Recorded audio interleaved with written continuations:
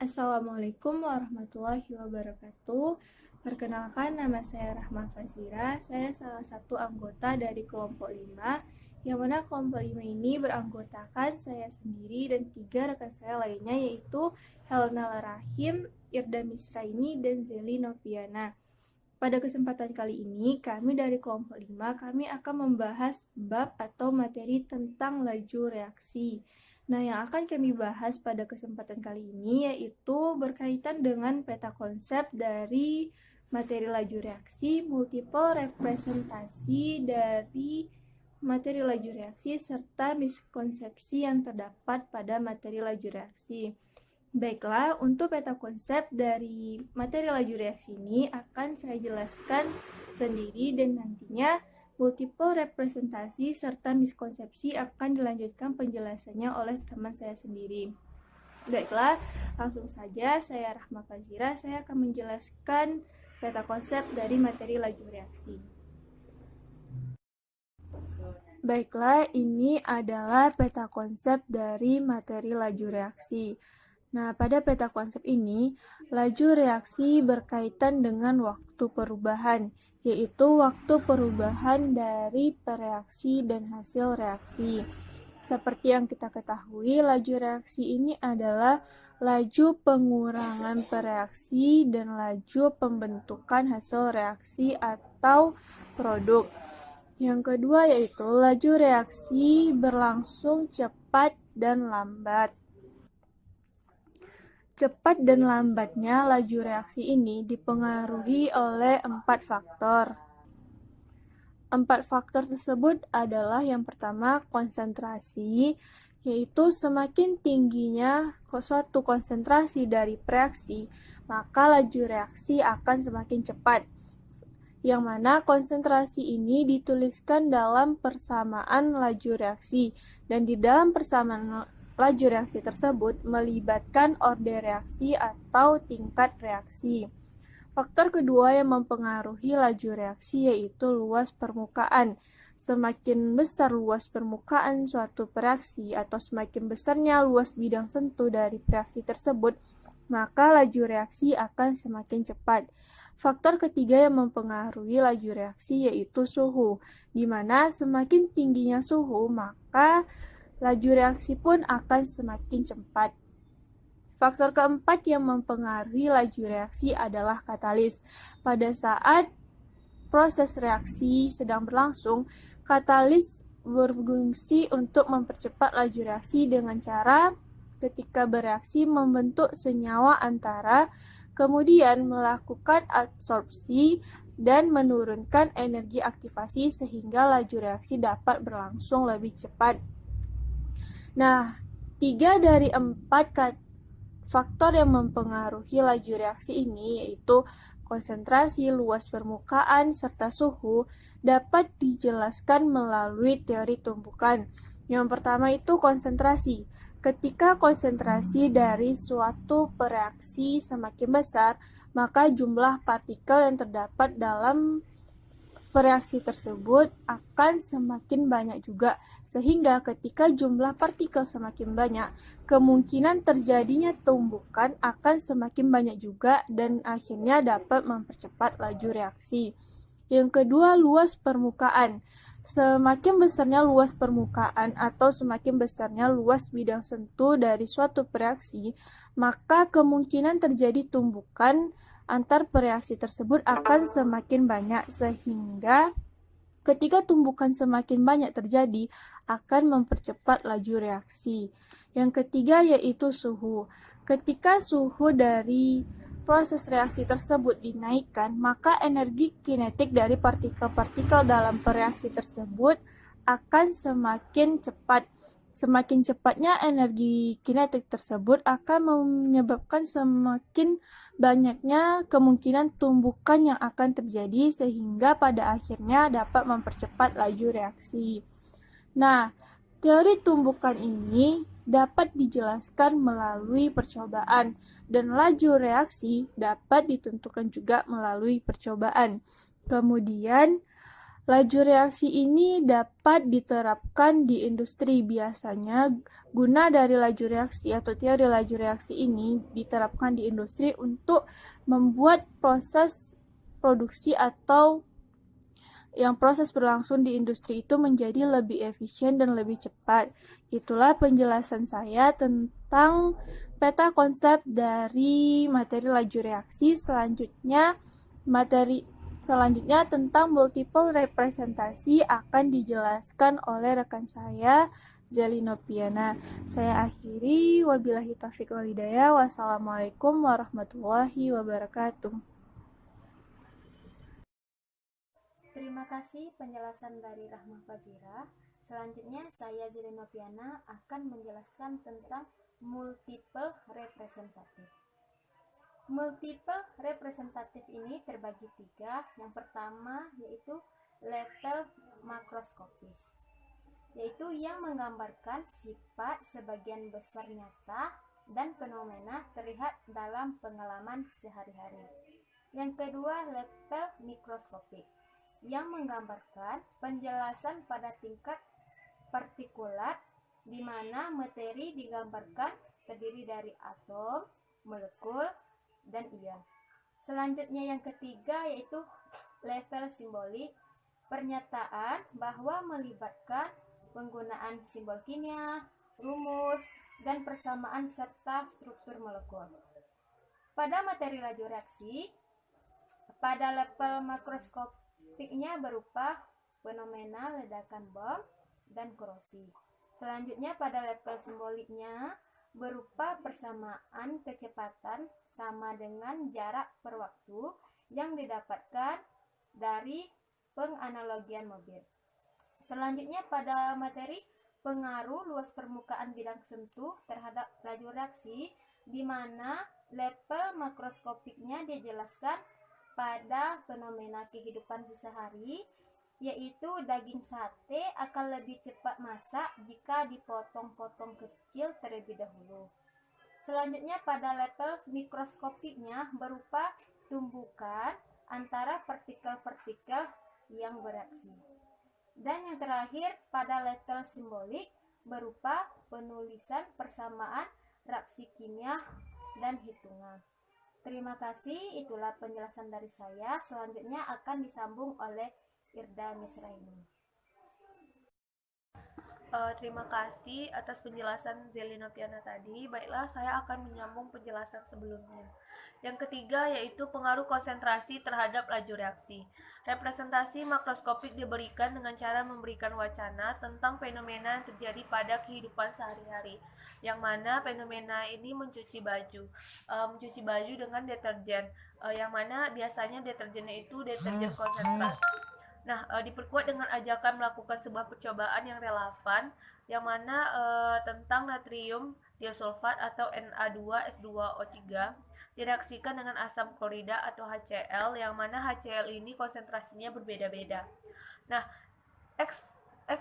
eksplanasi konsep fenomena dijelaskan melalui representasi submikroskopik dalam bentuk video dan animasi, yang merupakan modifikasi dari penjabaran teori tumbukan mengenai pengaruh konsentrasi terhadap laju reaksi berupa tumbukan antar partikel yang direaksikan dan dilengkapi dengan metode representasi berupa gambar. Kemudian kedua representasi tersebut dihubungkan dengan representasi simbolik dengan perubahan penulisan persamaan reaksi kimia dan hitungannya. Nah, untuk selanjutnya yang keempat yaitu pengaruh suhu terhadap laju reaksi. Nah, representasi makroskopik diberikan dengan cara memberikan wacana tentang fenomena dalam kehidupan sehari-hari, yaitu fenomena sayuran yang disimpan dalam es dan sayuran yang tidak disimpan dalam lemari es.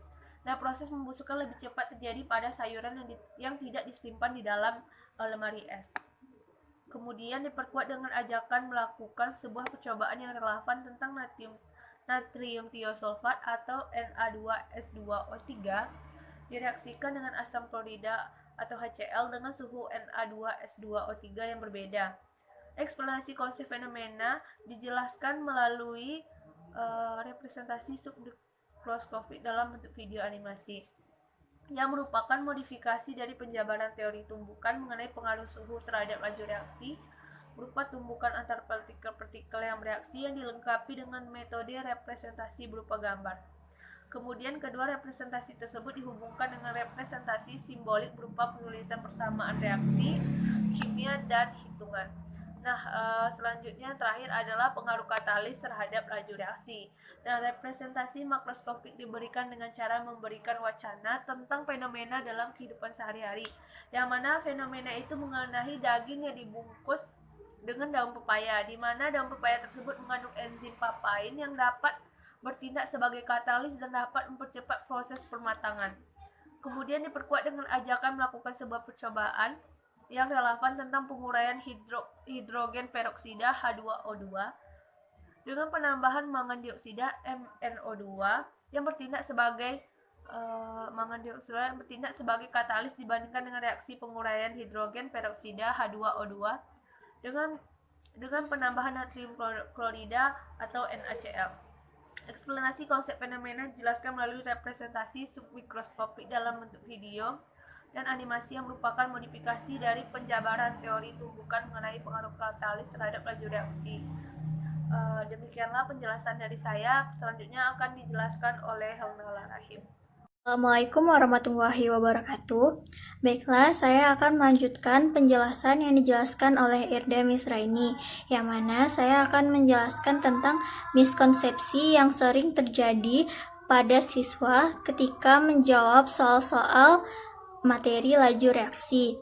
Nah, saya akan menampilkan beberapa soal yang sering membuat siswa bingung dengan jawaban yang akan diberi, jawaban yang benar dari soal-soal tersebut. Baiklah, kita masuk ke soal yang pertama, yaitu percobaan dilakukan antara CaCO3 solid dengan HCl dalam bentuk liquid menghasilkan CaCl2 aqueous ditambah CO2 dan H2O gas. Diperolehlah data sebagai berikut. Nah, percobaannya itu dilakukan 5 kali percobaan. Lalu dari data itu timbul pertanyaan, pada percobaan 1 dan 3 laju reaksi dipengaruhi oleh. Nah, kita fokus ke percobaan 1 dan 3. Nah, kita mulai dari temperatur. Temperatur percobaan 1 dan percobaan 3 sama-sama 25 derajat Celcius, sehingga pada percobaan ini temperatur tidak mempengaruhi. Lalu waktunya untuk yang percobaan pertama itu adalah 4 detik, sedangkan untuk percobaan ketiga adalah 10 detik. Kemudian kita beralih ke konsentrasi. Konsentrasinya itu, konsentrasi dari si HCl ini adalah sama-sama untuk percobaan 1 dan 3 0,2 m, berarti konsentrasi juga tidak mempengaruhi. Lalu yang untuk bentuk dari CaCO3 ini, nah bentuknya itu yang pertama, percobaan pertama dalam bentuk serbuk, sedangkan percobaan ketiga dalam bentuk bongkahan.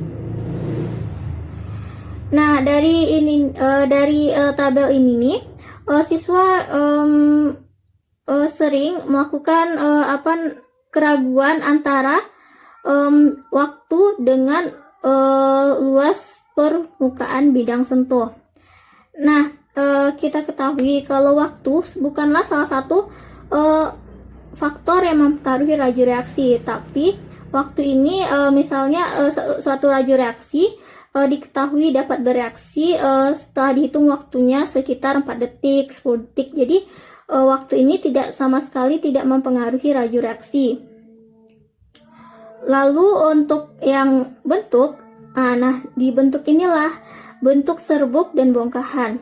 Nah, bentuk ini termasuk ke penggolongannya pengaruh laju reaksi pada luas permukaan bidang sentuh, yang mana CaCO3 dalam bentuk serbuk memiliki luas bidang sentuh yang lebih besar daripada dalam bentuk bongkahan. Mengapa? Karena semakin kecil ukuran dari senyawa tersebut, maka luas permukaan bidang sentuhnya itu semakin besar dan proses laju reaksi akan semakin cepat. Jadi, pada percobaan 1 dan 3, Faktor yang mempengaruhinya adalah luas permukaan bidang sentuh. Setelah kita masuk ke soal yang kedua, yang mana bunyi soalnya adalah apabila pada suhu reaksi yang berlangsung pada saat dinaikkan, maka akan menyebabkan sebuah partikel semakin aktif bergerak, sehingga tumbukan yang terjadi akan semakin sering, menyebabkan laju reaksi semakin besar. Faktor manakah yang tepat untuk mengisi jawaban titik-titik di atas? Nah, untuk jawaban ini siswa miskonsepsi yang dapat terjadi pada siswa ada yang kebingungan dalam menentukan kalau faktornya ini apakah faktor suhu atau tekanan. Seperti yang kita ketahui, kalau tekanan itu semakin besar tekanannya, maka akan semakin sering terjadinya tumbukan.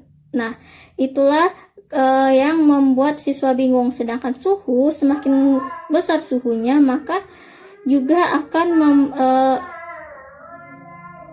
membuat si partikel ini menjadi aktif. Nah, aktif untuk bergerak, sehingga tumbukannya yang terjadi akan semakin sering. Nah, sebenarnya jawaban yang lebih tepat antara suhu dan tekanan adalah suhu. Kenapa suhu? Karena suhu ketika dia dinaikkan, maka partikel-partikel senyawa tersebut akan lebih bergerak aktif, sehingga tumbukan yang terjadi antara satu partikel dengan partikel yang lainnya akan semakin cepat, dan laju reaksi pun menjadi semakin cepat. Masuk ke soal yang ketiga. Perhatikan percobaan di bawah ini.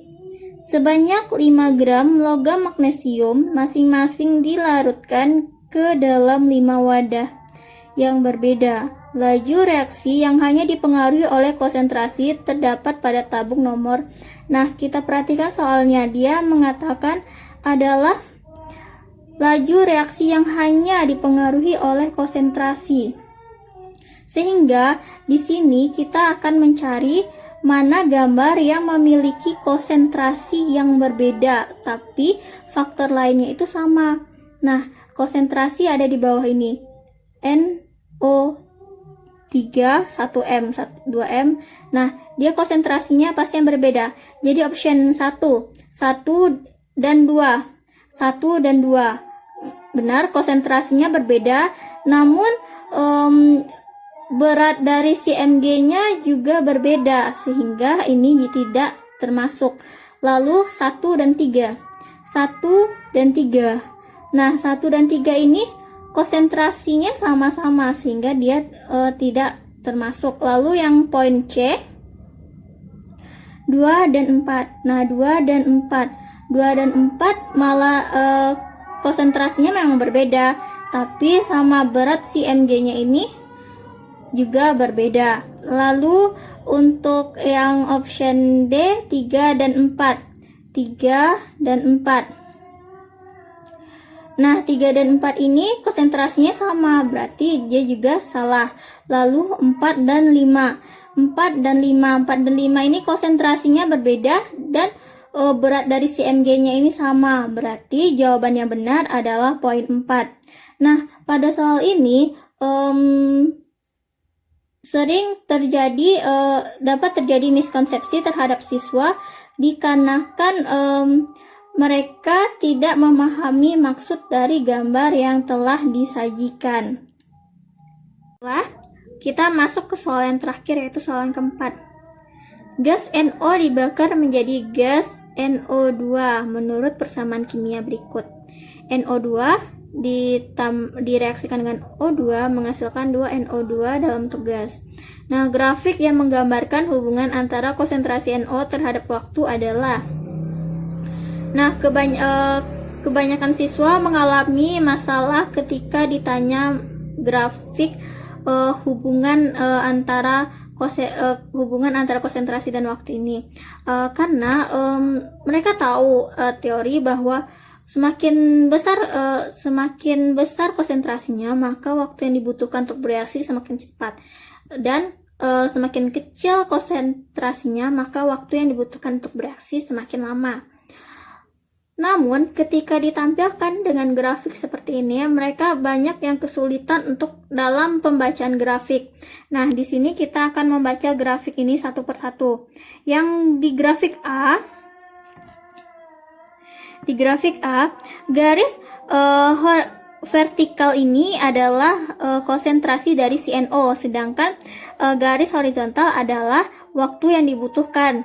Nah, maksud dari grafik yang pertama ini, ketika konsentrasinya kecil, waktu yang dibutuhkan lama, sedangkan ketika konsentrasinya besar, waktu yang dibutuhkan untuk bereaksi lebih kecil atau cepat untuk bereaksi. Dan ini adalah jawaban dari soal yang nomor 4 ini. Sedangkan untuk maksud dari grafik B ini adalah konsentrasi sama sekali tidak mempengaruhi waktu terjadinya laju reaksi. Lalu untuk poin ke C ini, konsentrasi dan waktu berbanding lurus, yang mana semakin besar konsentrasi, maka waktu yang dibutuhkan semakin lama. Lalu untuk yang grafik D ini hampir sama dengan C, tidak berbeda jauh dengan C, yang mana ketika konsentrasi kecil, maka waktu yang dibutuhkan kecil, dan ketika konsentrasinya besar, waktu yang dibutuhkan juga relatif besar. Jadi jawaban dari yang soal nomor 4 ini adalah A. Sekian penjelasan yang dapat saya sampaikan. Terima kasih. Assalamualaikum warahmatullahi wabarakatuh.